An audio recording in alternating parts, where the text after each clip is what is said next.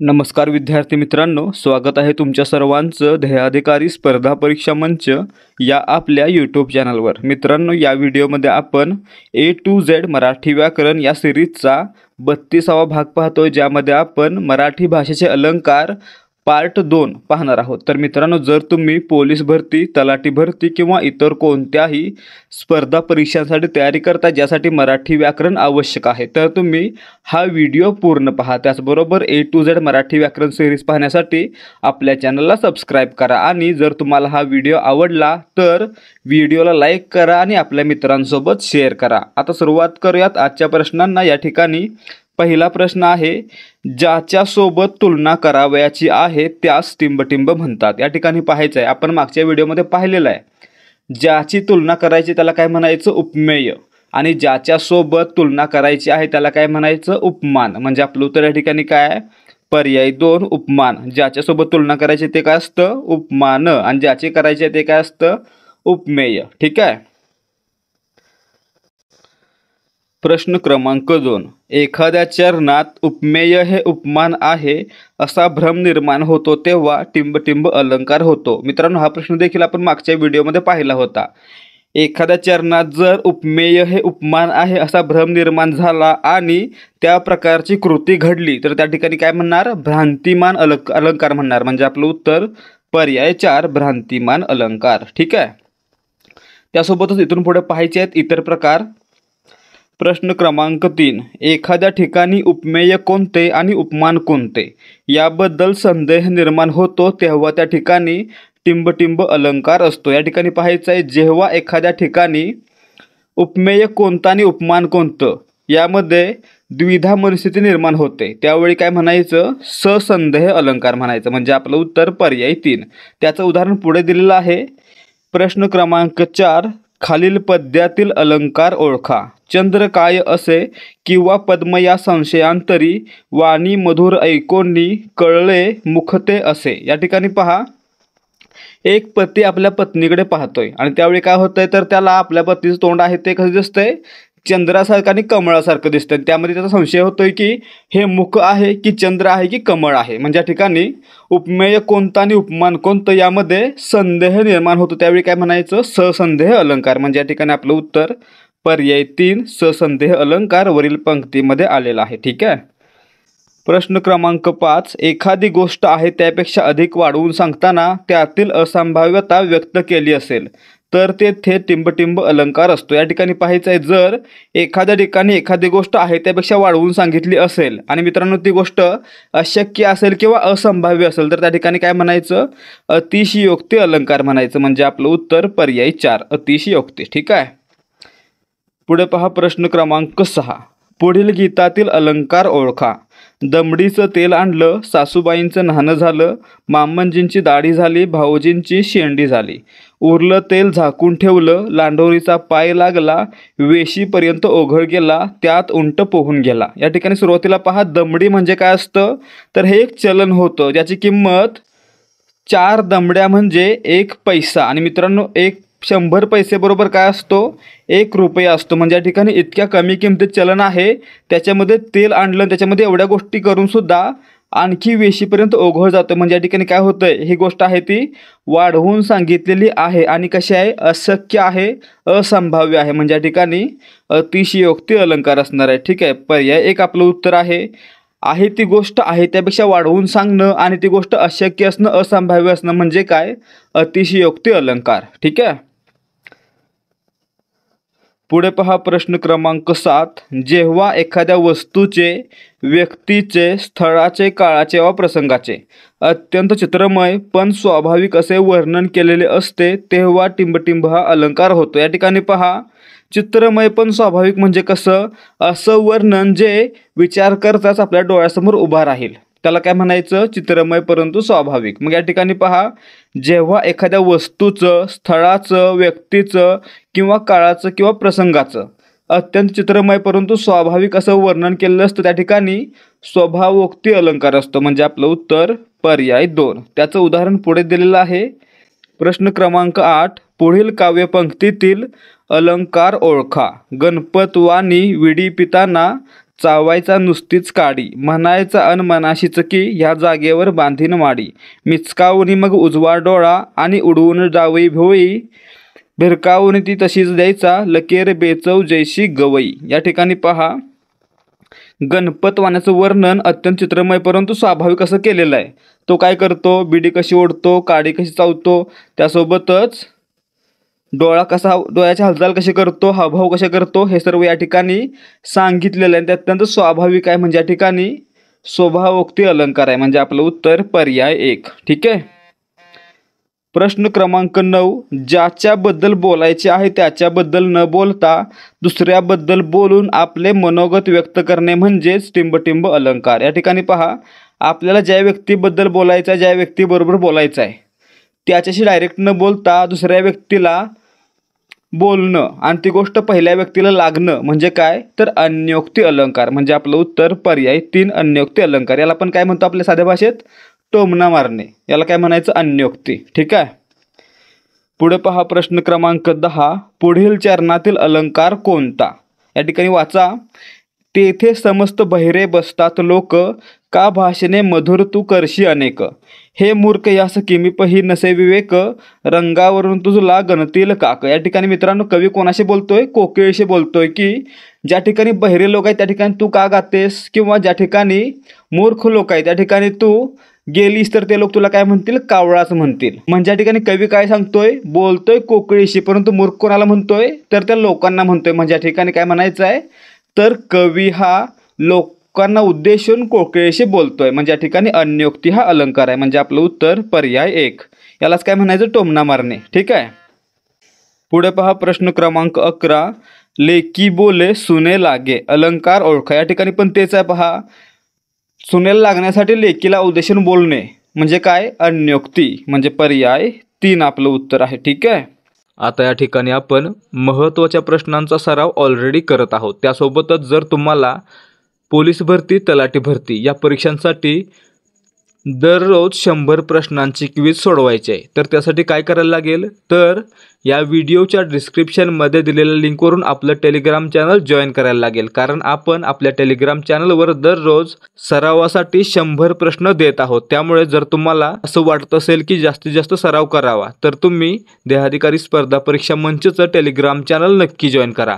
आपल्या चॅनलची लिंक डिस्क्रिप्शनमध्ये दिलेली आहे. त्यासोबतच आपलं चॅनल जॉईन करण्याचा आणखी एक फायदा होणार आहे की आपल्याला सराव प्रश्नांसोबतच दररोज महत्त्वाच्या अपडेट्स आणि चालू घडामोडी यांचा देखील सराव करता येणार आहे. त्यामुळे जर तुम्ही स्पर्धा परीक्षांसाठी तयारी करत आहात तर आपलं चॅनल नक्की जॉईन करा. चॅनलची लिंक डिस्क्रिप्शनमध्ये दिलेली आहे. लिंक जर ओपन होत नसेल तर दिलेल्या नंबरवर जॉईन असा मेसेज पाठवा. पुढे पहा प्रश्न क्रमांक 12, जेव्हा एखादी गोष्ट सरळ न सांगता आडवळणाने सांगितली जाते तेव्हा टिंबटिंब अलंकार असतो. या ठिकाणी पाहायचं आहे जेव्हा एखादी गोष्ट सरळ न सांगता अप्रत्यक्षपणे दुसऱ्या उदाहरणातून सांगितली जाते तेव्हा त्याला काय म्हणायचं, तेव्हा त्याला म्हणायचं पर्यायोक्ती किंवा पर्यायोक्त अलंकार. म्हणजे आपलं उत्तर पर्याय 2. लक्षात ठेवायचं आहे. उदाहरण पुढे पाहूया. पुढे दिलेल्या वाक्यात कोणता अलंकार आलेला आहे, तो आता सरकारी पाहुणचार घेत आहे. या ठिकाणी याचा अर्थ काय असतो, याचा मूळ अर्थ असा आहे की तो आता तुरुंगात आहे. परंतु तसं सांगितलं का नाही सांगितलं, सर न सांगता आडमार्गानं सांगितलं की तो आता सरकारी पाहुणचार घेत आहे. म्हणजे या ठिकाणी एखादी गोष्ट सरळ न सांगता ती आडमार्गानं अप्रत्यक्षपणे सांगणं म्हणजे काय तर पर्यायोक्त अलंकार. म्हणजे आपलं उत्तर पर्याय 4. ठीक आहे. पुढे पहा प्रश्न क्रमांक 14, वर स्तुती आणि आतून निंदा केलेली असते तेव्हा टिंबटिंब अलंकार असतो. या ठिकाणी पहा जर वरवर स्तुती किंवा आतून निंदा असेल किंवा वरवर निंदा आणि आतून स्तुती असेल तर त्या ठिकाणी काय म्हणायचं, त्याला म्हणायचं व्याज स्तुती अलंकार. म्हणजे आपलं उत्तर पर्याय 1. लक्षात ठेवायचं आहे.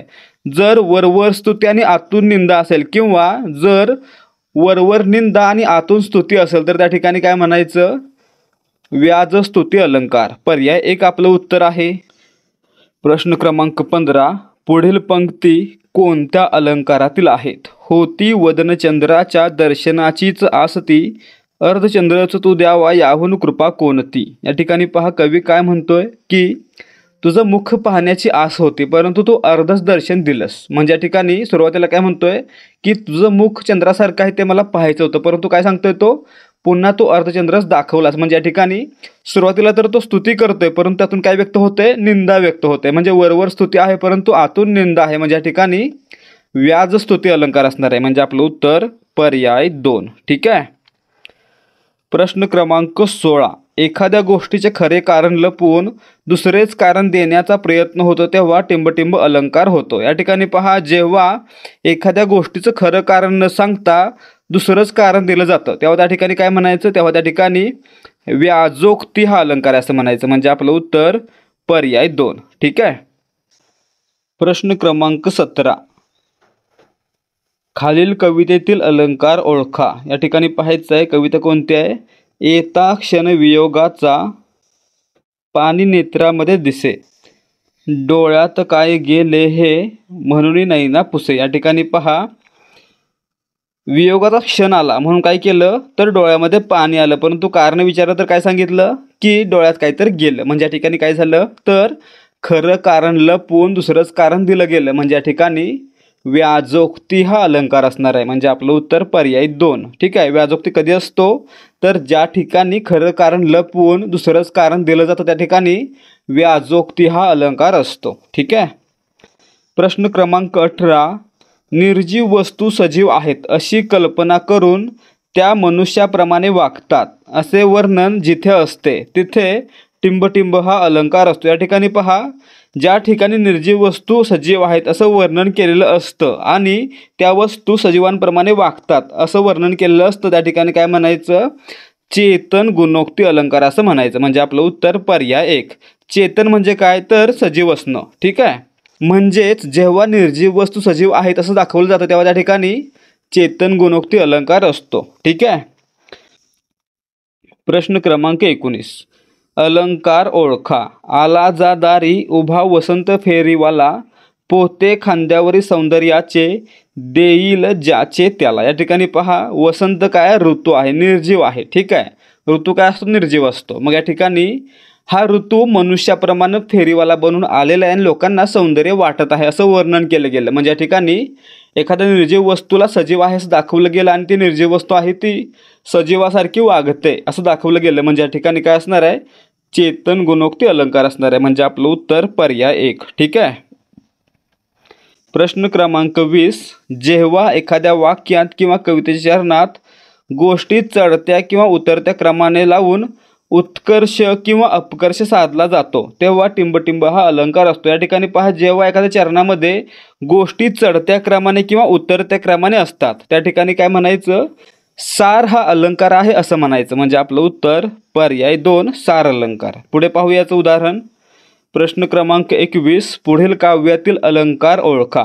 महत्व भारी आहे या पृथ्वीचे त्याहून अतिशय या सगळ्या विश्वाचे, परी तुझ मध्ये महतीचे जे बीज त्याहून काही मोठी नाही चीज, ठसव मनी हे साचे बाबा हे वचन बहुमोलाचे. या ठिकाणी पहा पृथ्वी महत्त्वाचे आहे त्यापेक्षा विश्व महत्त्वाचं आहे त्यापेक्षा तुझ्या मनातील महत्त्वाचं बीज आहे असं सांगितलं गेलं आहे. म्हणजे या ठिकाणी ज्या वस्तू आहेत ज्या गोष्टी आहेत त्या चढत्या क्रमाने दिलेल्या आहेत. म्हणजेच काय म्हणायचं या ठिकाणी सार अलंकार असं म्हणायचं. म्हणजे पर्याय 1 आपलं उत्तर आहे.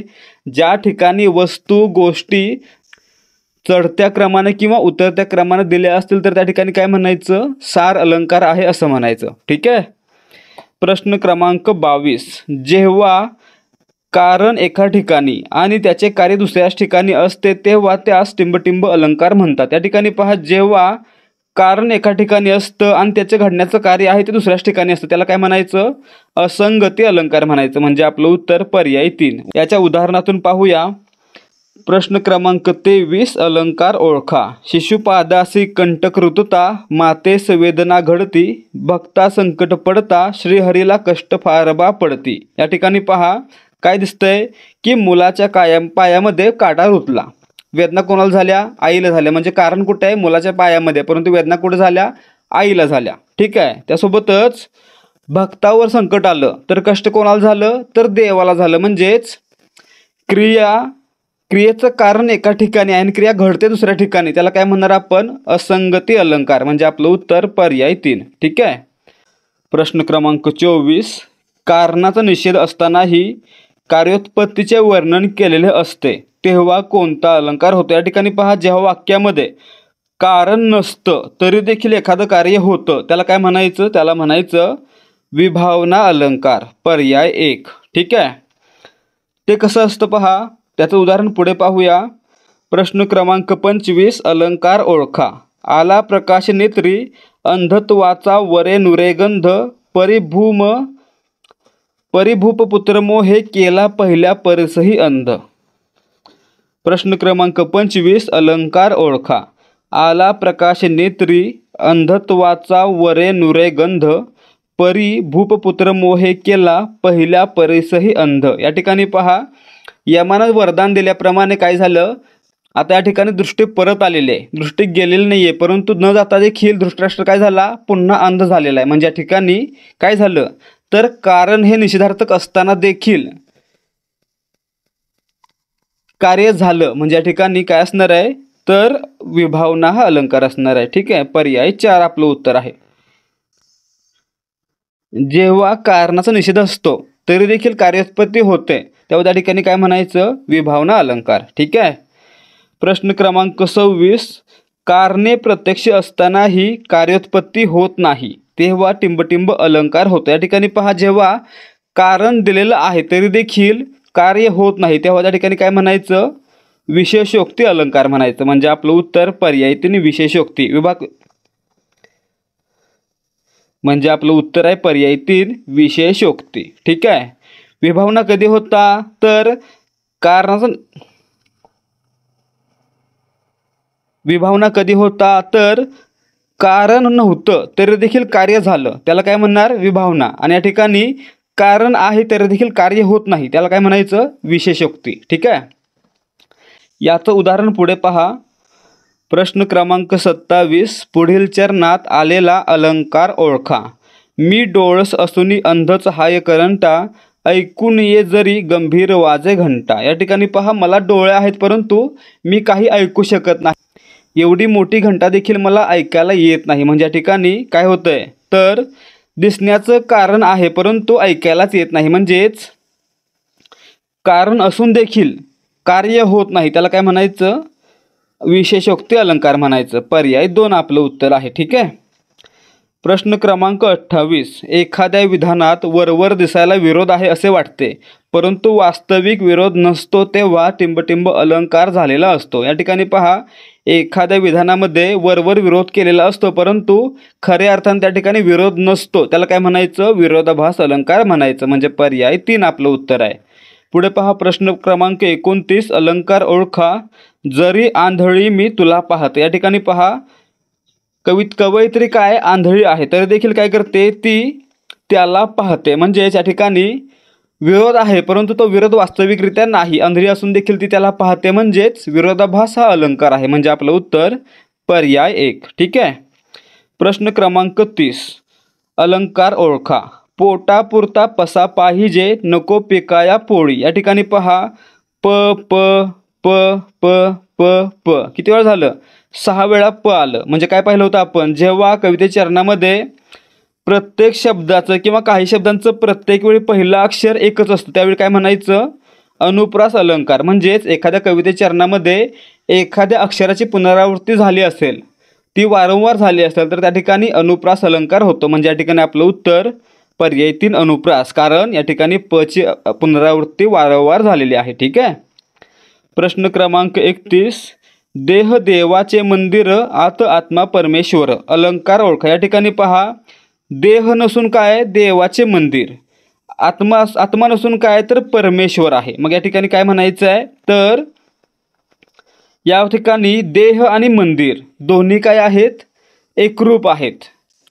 आत्मा आणि परमेश्वर दोन्ही एकरूप आहेत. आणि आपण काय पाहिलं होतं? जेव्हा उपमेय आणि उपमान यांच्यामध्ये एकरूपता असते त्या ठिकाणी काय म्हणायचं? त्या ठिकाणी रूपक अलंकार म्हणायचं. म्हणजे आपलं उत्तर या ठिकाणी काय असणार आहे? पर्याय 3 रूपक अलंकार. देह देवाचे मंदिर आत आत्मा परमेश्वर. अलंकार रूपक. ठीक आहे. प्रश्न क्रमांक 32, खालील पंक्तीतील योग्य अलंकार ओळखा. समर्था, या लोकी तुझसम आहे तूच असशी. या ठिकाणी काय म्हटलं गेलेलं आहे की समर्था, या लोकामध्ये तुझ्यासारखा एकटा तूच आहेस. म्हणजे काय म्हणतोय आपण या ठिकाणी, उपमेयाला इतर कशाची उपमा देता येत नाही म्हणून त्याला स्वतःची उपमा दिली जाते. त्याला काय म्हणायचं, अनन्वय अलंकार म्हणायचं. म्हणजेच काय तर उपमेयासारखी इतर कोणतीही गोष्ट जगामध्ये नाही म्हणून उपमेयाला उपमेयाचीच उपमा दिली जाते, तेव्हा त्या ठिकाणी काय म्हणायचं, अनन्वय अलंकार. म्हणजे आपलं उत्तर पर्याय 1. ठीक आहे. प्रश्न क्रमांक 33, अलंकार ओळखा. संगे असता नाथा आपण प्रासादाहुनी प्रसन्न कानन. या ठिकाणी पहा, सीतारामाला काय म्हणते की नाथ, जेव्हा मी तुमच्यासोबत असते तेव्हा मला हे जंगलसुद्धा एखाद्या राजवाड्यापेक्षा सुंदर वाटतं. म्हणजे या ठिकाणी काय होतंय तर उपमेय कोणतं आहे, उपमेय आहे कानन म्हणजे जंगल, आणि उपमान काय आहे तर प्रासाद म्हणजे राजवाडा. मग या ठिकाणी काय म्हणते सीता, तर मला जंगल आहे ते राजवाड्यापेक्षा श्रेष्ठ वाटतं, सुंदर वाटतं. आणि आपण काय पाहिलं होतं, जेव्हा उपमेय हे उपमानापेक्षा श्रेष्ठ असतं त्यावेळी व्यतिरेक अलंकार असतो. म्हणजे आपलं उत्तर या ठिकाणी काय, पर्याय 3 व्यतिरेक. या ठिकाणी जंगल हे राजवाड्यापेक्षा सुंदर वाटतं म्हणून व्यतिरेक अलंकार होतो. ठीक आहे.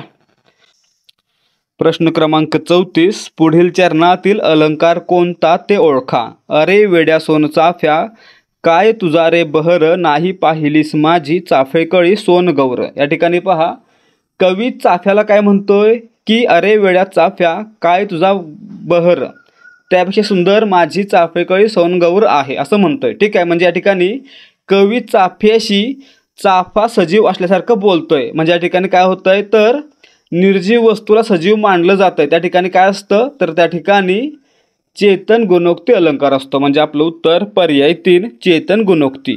एखाद्या निर्जीव वस्तूला उद्देशून काही बोललं गेलं असेल, जसं की ती वस्तू सजीव आहे किंवा त्याच्यामध्ये चेतन आहे असं बोललं गेलं तर त्या ठिकाणी काय म्हणायचं, चेतन गुणोक्ती अलंकार म्हणायचं. ठीक आहे.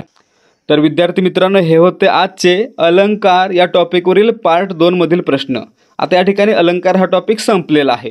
अपेक्षा आहे की तुम्हाला अलंकार या टॉपिकवरील सर्व प्रश्न आणि सर्व माहिती व्यवस्थितपणे समजली असेल. जर माहिती समजली असेल तर या व्हिडिओला लाईक करा आणि आपल्या मित्रांसोबत शेअर करा. त्याचबरोबर मराठी व्याकरणाचा संपूर्ण सराव करण्यासाठी A to Z मराठी व्याकरण ही सिरीज पाहायची असेल तर ध्येयाधिकारी स्पर्धा परीक्षा मंच या आपल्या यूट्यूब चॅनलला सबस्क्राईब करा. त्याचबरोबर आपल्या चॅनलवर अपलोड करण्यात येणारे व्हिडिओ आणि इतर माहिती तुमच्यापर्यंत लवकरात लवकर पोहोचावी यासाठी बेल आयकॉनवर क्लिक करा आणि ऑलवर सेट करा. भेटूयात या सिरीजच्या पुढच्या भागामध्ये. जय हिंद, जय महाराष्ट्र.